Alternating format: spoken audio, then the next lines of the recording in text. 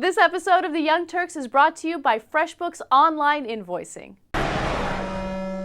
It's very important for Obama to get out ahead of this, and instead of getting blamed for high gas prices, which is of course what the Republicans did immediately, the president should make sure that people understand it's the Republicans' fault. Now, I think it is for a number of reasons. They protect the oil companies, they protect the speculators on Wall Street who drive up the price of gas by 70 cents a gallon, according to some analysis.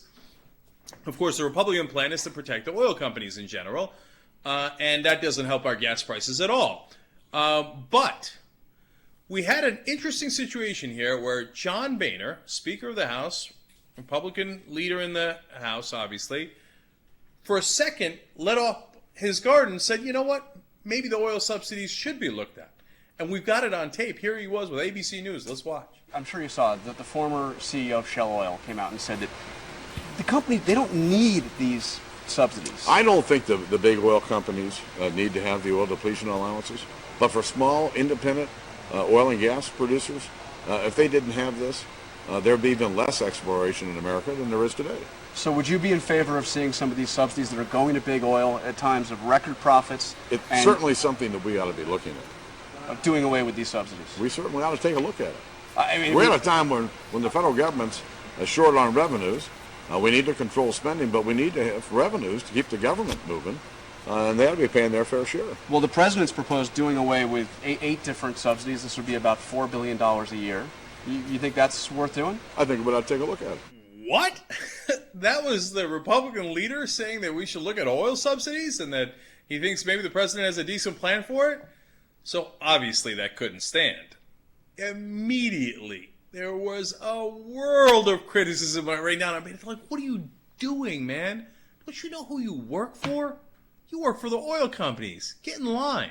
So before anything else even happens, in a panic, his office sends out a statement saying, the speaker made clear in the interview that raising taxes was a non-starter. And he's told the president that.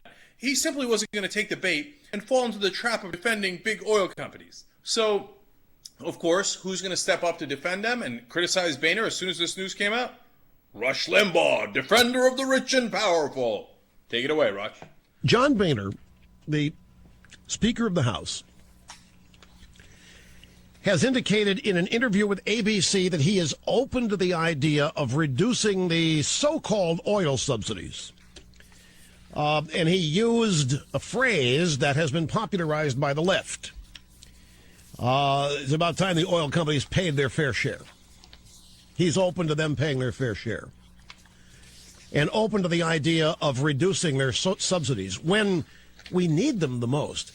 And I understand the Republicans don't want to get caught in a trap. They think it's a trap of having to defend big oil. I mean, when the Democrat, but this is how the left sets the agenda. This is the left setting the premise and puts us on defense. We're always reacting to it. Now, my reaction is if I were a political leader and a Republican and the Democrats are hell-bent on ending big oil subsidies and raising taxes on big oil, in circumstances like we are in now with rising gasoline prices, if just me, I mean, this may be the difference working on radio versus working in politics. But I would defend big oil. Really? You would? I didn't see that coming. Of course, that's what you do every day. You defend big oil, you defend the big banks, you defend the rich, the powerful. Nobody's surprised by that, Rush. I like how he says it like it's brave, right? And I love the different planet that he lives on, where the left sets the agenda, and the poor right-wingers just have to respond, and they barely can fend off the attacks by that so powerful and strong left. In which country, on which planet, right? Get out of here. Get. And did you hear what he said in the beginning? To end the oil subsidies when we need them the most. Why do we need the oil subsidies now? You know, ExxonMobil is going to announce in a little while that their first quarter profits was over $6 billion, up over 50%. Almost all the other companies up over 30%. They're making record profits. Why do they need our oil subsidies? They don't. They're robbing us of $4 billion every single year, and the Rush Limbaughs of the world and the Republican Party help them all along. And they know they don't need them. They do it just because that's who pays them.